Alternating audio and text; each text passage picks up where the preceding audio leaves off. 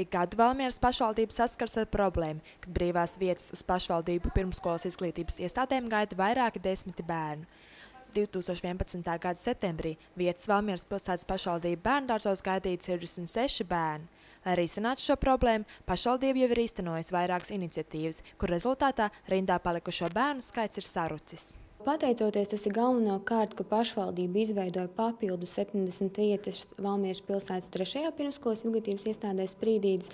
Protams, ir palielināts izglītojumu skaits grupās, un arī dažas šīs specializētās grupas ir pārstrukturizētas pa vispār izglītojošām grupām, tādējādi ļaujot mums uzņemt vairāk šos izglītojumos konkrētajās grupās. Protams, arī jāpiebilst tas, ka mācību gada ietveros šīs paliekošo bērnu skaits rindā ir samazinājies. Galvenokārt tas ir viena iemesla dēļ. Tiklīdz mums atbrīvojas vieta kādā no izglītības iestādēm, konkrētā vecuma grupā, tā mēs automātiski rindas kārtībā piedāvājam šo vietu nākamajiem bērniem, kas ir rindā. Tā kā, tas skaits ir samazinājies aptuveni 15–20 bērniem. Pārsvarā rindās gaida jaunākie bērni, tādēļ Valmieras pirmsskolas izglītības iestādē Sprīdītis izveidots bērnu rotaļu un attīstības centrs, kurā vecāki, iepriekš piesakoties, savu atvasi uz 4 stundām var atstāt skolotāju uzraudzībā. Pārsvarā apmeklē tā 2 gadi, ir arī ap 3, bet tas ir retāk. Un apmeklē, tā īstenībā kopumā ir, tā varētu teikt, tās stabili varbūt 16, bet ir tā, ka viņi nāk dažādi, teiksim, kāds tur nāk, visas tās 5 dienas, cits nāks vienreiz tur nedēļā vai 2 reizes nedēļā. Tas ir atkarīgs, vai kā vecāki atved, teiksim, viņi paši mājās sēž un tu var pieskatīt, vai, teiksim, tur vajag aizskriet kaut kur, vai arī, ja kāds saslimst, protams, nenāk arī. Bērni paši spēlēties var.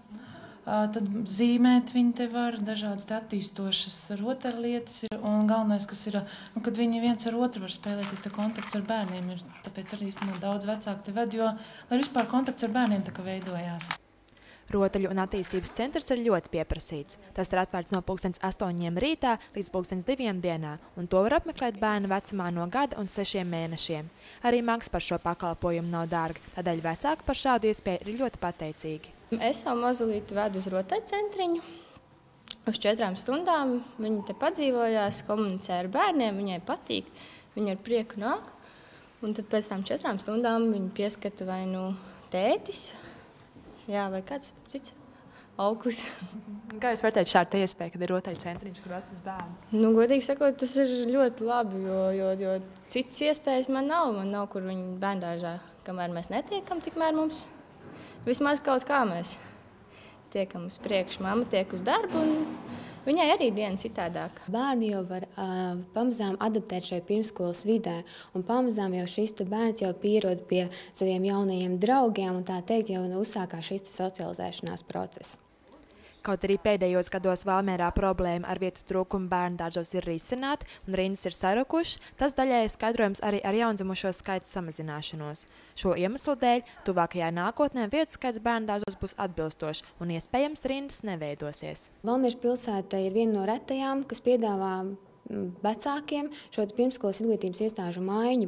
Ja dzīves vietas maiņas gadījumā vai darba vietas maiņas gadījumā vai dažādu citu apsvērumu dēļ viņiem ir nepieciešams šī pirmsskolas izglītības maiņa, tad viņi var nākt pie mums, rakstīt jaunu iesniegumu, un tad arī mēs izskatām šo maiņu. Protams, prioritāte būs rindā reģistrētajiem bērniem, un priekšroka būs pilsētā deklarētiem bērniem arī attiecībā uz maiņu.